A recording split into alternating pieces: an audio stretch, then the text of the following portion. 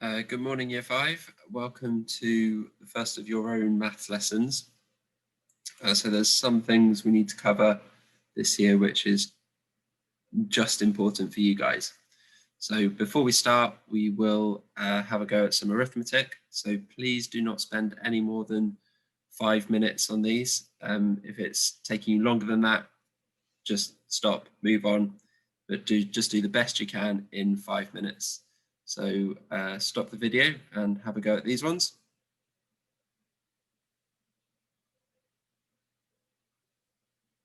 Okay, let's look at the answers for these. So have a check through your answers. So 27 times 3, 81. 64 divided by 8 is 8. 205 take away 8, you'll get 197. 6 elevenths add 8 elevenths should give you 14 elevenths, or you might have simplified it. And then anything times 1 will be the same. So 298 times 1 will be 298, one group of 298. Okay, and then a recap of Friday's learning. So we've got multiplying decimals, which you would have done last week. So pause the video again, have a go at this one. Okay, and hopefully you got 19.44. All right, today's learning then. So we are thinking about adding decimals within 1. So what we mean by that is not adding decimals together, which will give you an answer over 1, or giving you decimals which are more than 1 that you're adding in the first place.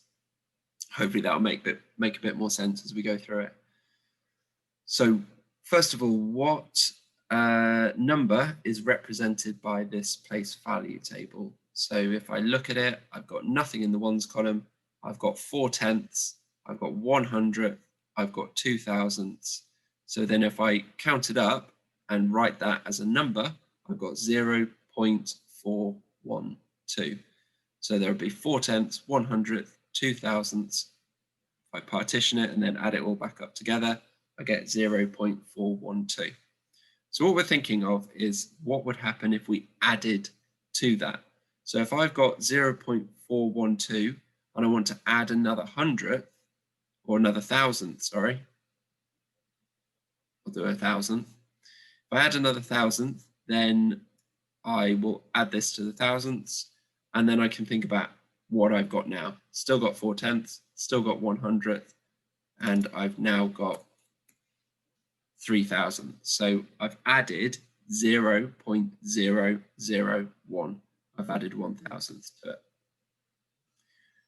Okay, so what number is represented in this place value chart? I've got 2/10 and I've got 9/100ths. So what would happen if I added another 100th? So I've got 0.29 at the moment, but I'm going to add another 100th to it, which means I've now got 10/100ths. But I can't put 10 in that column because we know that once we've got 10 of something in a value, we need to exchange it for the next value up. So as soon as I add one more to it, if I add one more 100th, I've then got 10 here, which means I need to exchange it. So I'm going to take 10 of these, and then I exchange it for a 10th, because 10/100ths is the same as 1/10. So as soon as I added one more 100th, I've now got 0.3, and then nothing else, nothing in the 100ths column now, because I exchanged those 10/100ths for another 10th, which means I've now got 0.3. So all I did here was I added 0.01, and that meant I needed to exchange those 10/100ths for a 10th. Okay, so we can use this if we want to think about how we were adding two decimals together. So my question is 0.37 add 0.05. So I can make this number in my place value chart first. So so nothing in the ones column, and then I've got 3/10 and 7/100ths.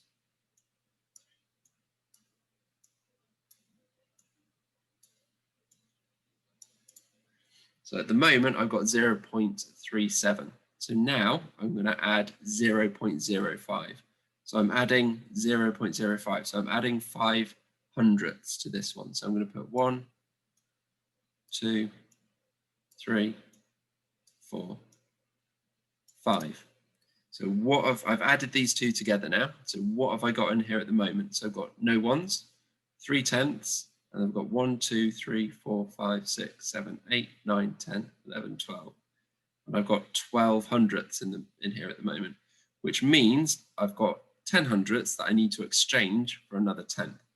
So I'm going to exchange 10 of them. So it's 1, 2, 3, 4, and 10. So those 10 get exchanged for a hundredth. So I don't count those now.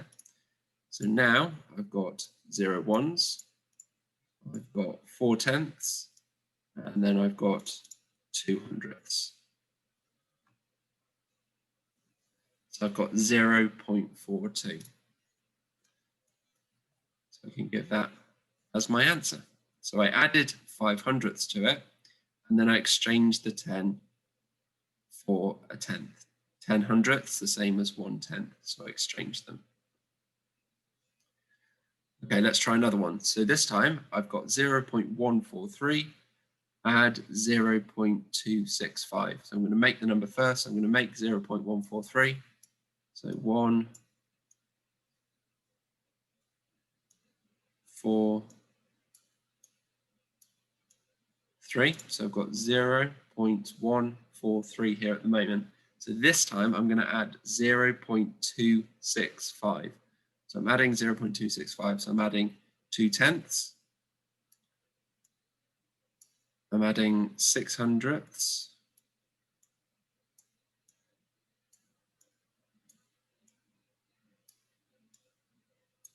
And then I'm adding 5 thousandths.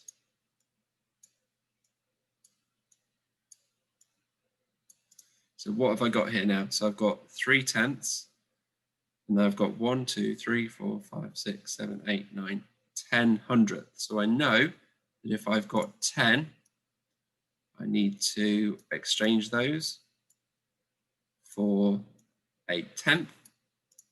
And then I've got 1, 2, 3, 4, 5, 6, 7, 8 thousandths.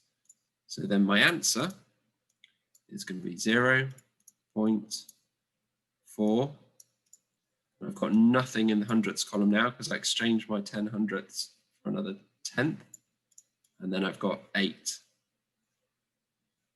thousandths. Okay. And we can show this and do it in the column method. So we use the same method we would do for when we're adding up whole numbers greater than 1. It's the same with decimal numbers. And it's absolutely vital that you have the correct columns lined up. It's the most important thing when you're doing your column calculation, as well as adding it correctly.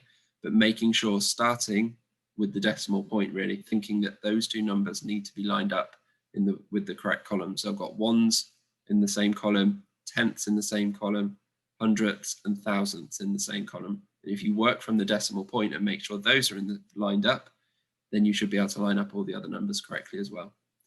So 3 add 5 gave me 8, 4 and 6 gave me 10. So I exchanged that, or write the 10 down here because I exchanged it for a tenth here, and then add the 2 and the 1 and the extra 1 to give me 4. So you get the same answer. All right. So your turn to have a go now. So for these first three, what I'd like you to do is draw the place value grid and do the column method next to it as well. So I can see that you understand how you're adding in on the place value grid and exchanging on the place value grid. So drawing the place value grid like I had shown, and do the column method next to it as well, just for these first three questions. And then these last two, have a go at doing just the column method for these two. And then again, thinking about how you line up your digits correctly. So just the column method for these last two questions. So if you pause the video and have a go at these ones. Okay, and then here are your answers to check. And hopefully those went okay, and we'll move on to gold. So 3 gold questions for you to have a go at. So the first one is what mistake has Dora made? So think about how you can show that she's incorrect. So use these 2 representations to show why she is incorrect. So what's she done wrong? How can you show that? Could you use a place value chart? Could you use a part whole model? Think about how you could show that she's incorrect, just to show how much you understand it. Comparing and ordering, and then thinking a little bit more about the place value of the digits and how you can add them together to create 0.12, choosing 2 of these. So have a go at these ones.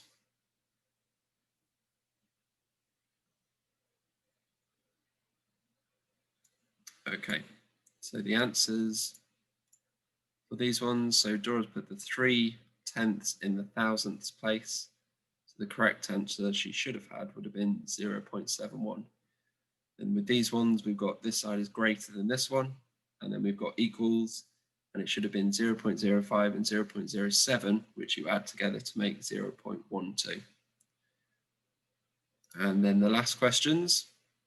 So Eva drinks 1/4 of a litre of water. Mo drinks 0.3 litres of water. Whitney drinks 1/10 of a litre of water, more water than Mo. How much water do Eva, Mo, and Whitney drink all together? So I would think about them just as a clue. You want to think about them all as a decimal. So make them all a decimal first of all. And then the important one to remember with this one is that each of these boxes, you can't just put 0 in the box. Each decimal number that you put in this box needs to be greater than 0. So you can't just put 0, 0 and 0.01 in it. So have a go at these ones.